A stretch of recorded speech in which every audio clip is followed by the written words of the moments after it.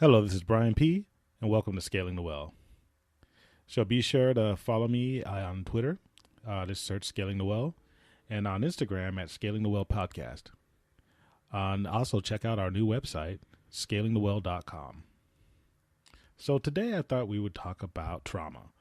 And I've been holding off on this a little bit because it's such an in-depth topic. So this isn't going to be the last podcast I do on this. And as a matter of fact, like empathy, it's going to be one of those subjects that kind of weaves through all the podcasts in some form or another. So let's just basically, what is trauma? Well, trauma is basically an emotional injury that can occur at any time in your life. And it's something that, that affects you, and it's going to affect your behavior. It's going to affect your views on different things throughout life. And it's something, what's really important to remember, that happens to all of us. Trauma happens to every single person. So it's not something, if you see, some sad story that you worry about, oh, that person's very traumatized. Well, everyone experiences some form of trauma. Life is, in my opinion, is basically how you react to trauma. How you react to trauma and how you react to fear. Those two things are basically going to determine how successful you are in life, regardless of what your goals are. So I think trauma is a very important topic. My experience as far as the educational side of trauma is I used to teach trauma. It was called trauma-informed pre-services. And so I would teach prospective foster and adoptive parents basically about trauma and how the children that they are going to eventually take into their homes have experienced trauma and how they need to deal with it. So it was like I think it was an 8-part class. And there was a lot of things that we would go over. And I'm not going to go over all of them today on the podcast. As you know, I like to keep the podcast to like 30 minutes or less typically. But just a few things, one of the things that I would tell people is that there's basically 2 types of trauma. And this is not so important because one kind of leads into the other. There's acute trauma, which is something that happens once. And then there's chronic trauma, which is something that's a trauma that you experience over and over and over. Now, those lines can get easily blurred because let's take something like a car crash. That's something that happens once, but let's say you suffer injuries from that car crash. Then that would be something that, you would continue to have to deal with. And depending on how severe those injuries were, you could experience trauma for the rest of your life. And even though those things are physical, they would also be emotional. So if those injuries prevented you from getting a job, let's say those injuries somehow maimed you in some way to where you felt that you were less attractive, and maybe other people, honestly felt that you were less attractive. Maybe you were severely burned, or you had part of your body crushed, or maybe you couldn't use your legs or something, or you can't walk anymore. Even though those are physical, that it's obviously physical trauma, there's going to be large emotional components attached to those. And you're going to have to deal with that, and then obviously that's easy to say, right? But those are things. So that's just a basic type of, acute versus chronic. Again, but the car crash itself. So let's say it was something that happened once, but let's say your best friend died in that car crash. Even though that was a one-time incident, that doesn't mean that it's less than chronic trauma, because again, you could still experience, night terrors and all these things. So you could kind of say that's chronic trauma, even though it was a one-time incident. But so that's why I say the lines are blurry, and personally, I never really bought into the fact that, clinicians really need to get into those weeds when it comes to the 2 types of trauma. But for the purposes of a podcast, I don't think we do. I just wanted you to know those terms are out there. So when I was teaching these classes, it was very important for people to be aware of their own trauma. And we would actually have people come up and share a little bit about, things that happened in their lives that they considered traumatic. And I think that's one thing that we all need to do. We all kind of have to do it. I know in a former podcast I say we kind of have to do a SWOT analysis on ourselves from time to time.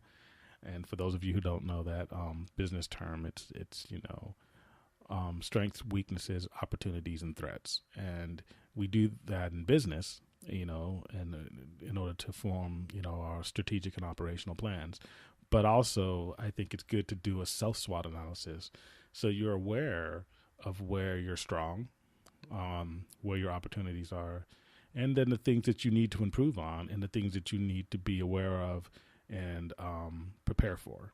So your own trauma is something that would come into the threats, because trauma can threaten pretty much anything you do. Being in HR, I've seen people who obviously have some form of trauma, but yet it's coming out in a different way. It could come out as anger, it could come out as fear. If it's something that happened to you as a child or even as an adult and you're having panic attacks. The one cool thing about HR is that you get to deal with a swath of people from different backgrounds. So like typically certain jobs kind of attract certain people. There's probably a certain demographic that goes into engineering. It's like software engineering. There's a certain demographic that goes into nursing. Not completely, and yes, there's a lot of stereotypes, but I think that, there's a lot of things that, that kind of people have these commonalities and it attracts them to certain jobs.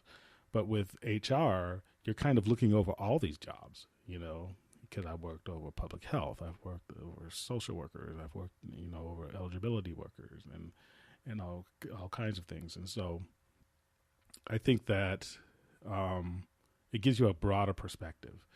And I have colleagues who work in HR, all over California and some even outside of California, and they share their perspectives with me as to what kind of people they encounter and what kind of issues that they're dealing with, on a day-to-day basis. And it's very interesting. And this is kind of a tangent, but whatever profession you're in, I think it's good to find others who are part of that profession to bounce ideas off, to be sounding boards, because you can grow from that. So I'll just leave that there. But back to teaching these prospective, what we call resource parents, but they're foster or adoptive parents. When they were sharing these traumatic experiences that happened to themselves, I've had situations where people would break down and cry. I had situations where people just became very insightful and they didn't even know it was trauma until they actually spoke the words out loud. And then some people are just very open and they've already kind of dealt with it. They've either gone to therapy or they've just, they're just very open people and have talked about it a lot. And they would talk about their own, experiences. And sometimes it was very brutal stuff. And they would talk about, like being abused as a child or domestic violence. And so, and they would talk about it openly, and some people have the ability to do that. And I think that that's a strength. And so if you're aware, again, if you did that SWOT analysis and if you're aware of these things that are affecting you, you know that when you feel angry or you get triggered by something, you understand how to counter it and you understand how to give an appropriate response when your natural response would probably be inappropriate. So when I was a CPS social worker, it was all about trauma, when we're talking about children. And one of the good things about children is that they're like sponges. They're very malleable and they bounce back. So you would hear about some horrific things that happen to kids. Sometimes the kids would tell you themselves. And, a lot of people think that social workers see the trauma. They see the abuse. No, we're called in when somebody finds out about it and reports it. And then we come in and try to take care of it. It's not that we're not sitting there watching, or else we'd be horrible at our job if we let that occur. But you end up talking to people, the parents who usually experienced, abuse or neglect themselves, and then their kids, who are the ones that you are working with. That kind of got passed down from generation to generation a lot of the time. And so I guess what I want people to get out of this podcast is that we all have something, and I want to go back to that analogy that I used, and I don't even know how I have phrased it before, but let's just call it the Calabasas Congo paradigm, right? And and we'll come bring this up again later in the podcast, but it's about your perspective and what happens to you. So somebody hears about a kid who was beaten and burned with cigarettes by his stepfather or something like that. Like, oh, that's horrific. But that's benchmarking, right? If you don't hear about that story and you're just thinking about your own trauma, you could think that your own trauma is the worst in the world, and you're constantly stuck in that particular place, and when anybody says anything, and you might not even be using it to make an excuse, and I don't. And again, I don't think that you should use anything as an excuse to keep you from meeting your goals, but you might be stuck there, and that trauma could be anything. I know women who have been divorced, and to them, that trauma is horrific. And I used to never understand that as a young person. When I was in my 20s, and I would know women who were divorced. I knew people who were actually in their 20s who were already divorced. I knew women who were older, friends of my mother who were divorced, and I didn't understand why it was such a setback to them. And then research came out later, and I didn't see this research till I was in my 30s, that to a lot of people, and especially women, a divorce or even a breakup within a long-term relationship had the same brain chemical reaction as that of a death of a family member. So I found that interesting. So, and I'm throwing a lot of things out here at once. So you don't have to remember all of these things. I'm just kind of developing a theme. So later on in different podcasts, when we talk about trauma some more, you'll kind of have a frame of reference. So let me introduce the concept that I call the hill. And I came up with this concept. It was actually talking about race and race relations in America with a buddy of mine, and then I ran it by my wife, and so it kind of was. The way I came up with it was like this, and we're not going to talk about race right now, but let's talk about anything, right? Let's say life is a giant hill. Now, I should call it a well, because we're all moving up this hill, and Scaling the Well is the name of the podcast. But but let's say life's a giant hill, and basically we're all climbing it, all 7 billion of us. So certain things are going to weigh us down a little bit. So let's say you were born in what most people would consider a poor community. Okay, maybe that's like an extra 5-pound rock you got to carry up that hill. Let's say your father is an alcoholic, and depending if he was abusive on top of that or whatever, or he just was somebody who drank a lot and didn't work, and your mom had to provide for everyone, and maybe that was why you're in poverty. Maybe that's another 10 pounds, and you could keep adding these rocks,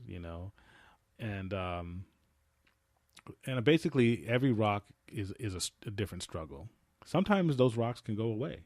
You can get rid of them through certain actions, but other times, you carry them with you through your entire life. And everyone has rocks. Like, again, everyone has trauma, so everyone has some rocks. And so what can we do to help, to ease the hill, right? It's a burden on all of us. Well, first of all, these rocks are necessary. That's the first thing you need to realize. If you don't have any rocks, you'll find them. and I think that's what a lot of people don't realize. So the Calabasas Congo paradigm is basically, if you have somebody who was in the Congo and their village was going to be attacked by a warlord, and maybe the people in that village were going to be killed. Let's say the men were going to be killed, the women are going to be raped, some of them would be killed, and then some of the young boys in the village would be taken away and used as child soldiers. Okay, horrific stuff. And you have a 17-year-old girl in that village. She knows this attack could be coming any day. Imagine the stress that she's going through. Imagine, the horror, the terror, the doubt, all these emotions that'll be flooding through her. Now let's go to Calabasas, California. Nice neighborhood. It's basically, the Kardashians used to live there. There's like multi-million-dollar homes there. And you have another 17-year-old girl, and she basically found out that her date for prom is going to break up with her and not go. So to her, that is the worst thing that's happened in her life. If you take the Calabasas girl, and you take the girl from the Congo, in the midst of both of their situations, their brain chemistry is going to look probably identical as far as stress. Now, from an outsider, we're going to look at the girl from Calabasas and be like, wow, what a spoiled little brat. Like, how dare she? Think of that she has that level of stress, as the same as somebody whose village is about to get wiped out. But we all know that we all do this. All of us do this. And it's because we don't benchmark. We don't do SWOT analysis on ourselves. We don't look outside of the well, so to speak. And we have our own perspectives. And so if that's the worst thing that's ever happened to you, meaning, your prom date dumped you, then that is going to be a severe high level of stress, and probably you would even consider that traumatic. If you were in the Congo, you would consider that traumatic. As a matter of fact, trauma, the way it works is that if you have like a chronic trauma, like if you're poor, let's say you're a single mother and you're working and you're about to lose your house, yes, it's very stressful. But if it's a situation you've dealt with for years, you're actually going to be able to handle and maneuver that better than somebody who was, making money during, let's say, in the housing market, and the housing market crashed, and they have to go find a new home, and they have to, find a job, and they're penniless because that other person's going to have that experience. Doesn't mean that you should, applaud trauma. It just means that trauma is a good teacher. It's nothing in nature exists that doesn't have a purpose. Sometimes we can get too much of something, and you can have too much trauma, obviously. But if we had no trauma, so let's go back to the hill. If you're on that hill, and let's say you have no rocks, and like I said before, you will find them. How many people do you know, and I actually know personally, who are born with money? They never have to work. They never have to worry about school, really. I mean, school is something that, their parents want them to do, but even if they don't, they're going to inherit a lot of money. They're trust fund kids or whatever. And how many of them are hooked on Oxy right now?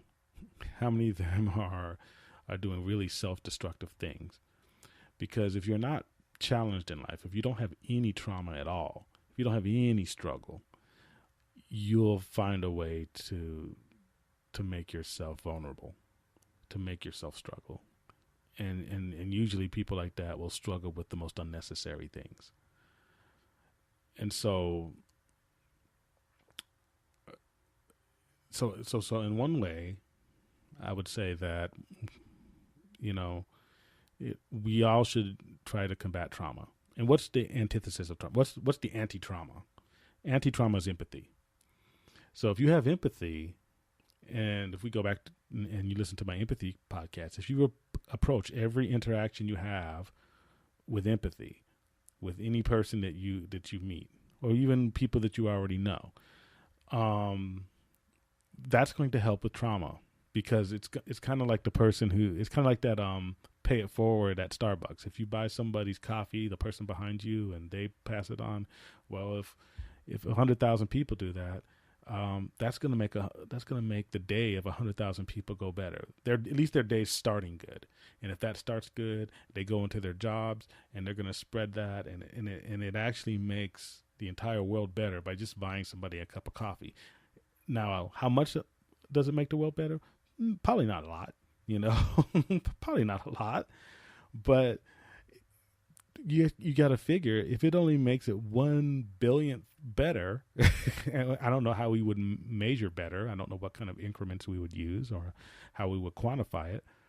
But let's say if we could quantify better in units, and we can make it 1 billionth better by buying somebody a cup of coffee. Well, I think that's a pretty good investment. That's pretty good ROI, right? For those of you who don't know what that means, that's return on investment. So imagine if you did something bigger than that. Imagine if you donated to a family. Imagine if you had a military person over to your house for Thanksgiving who's a stranger in your city or town. Imagine if you volunteered. Imagine if you became a big brother or a big sister. That's what empathy can do. You're going to do something with that time anyway. So it's basically your time is money. I believe that. So use some of that money. And this is for the people who say, I can't do a lot of good things because I don't have any money. Yeah, if you have time, you can always do something good. To go out and contribute to our community, and you're making it better, And there's people with trauma who need that help. And the most empowering thing you can do is put somebody in a position where they can help somebody else. So back to the hill. Everybody on that hill has some rocks. We already stated that. And it's important to understand that those rocks are what make us. They form our personalities, they form our perspective, they form our political opinions, they'll gravitate us one way or another to certain religions, perhaps. With those rocks, like I said, you could get rid of some of them, but you should be proud of some of them, because those are the things that help you develop your goals. And again, I'm all about goals.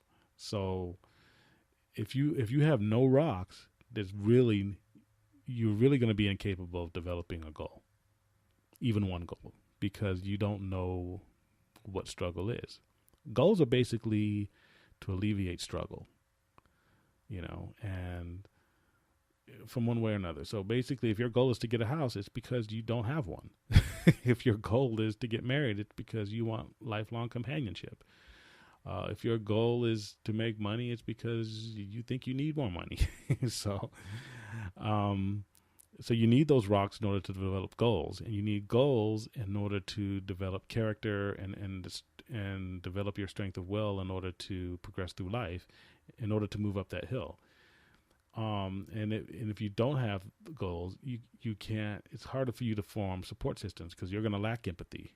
If you have the less rocks you have, the less empathy you have, typically too. And so, what's the easiest way to get up the hill? Well, with the help of others. So, forming support systems, due to the fact that you have empathy, is probably the greatest survival technique on the hill.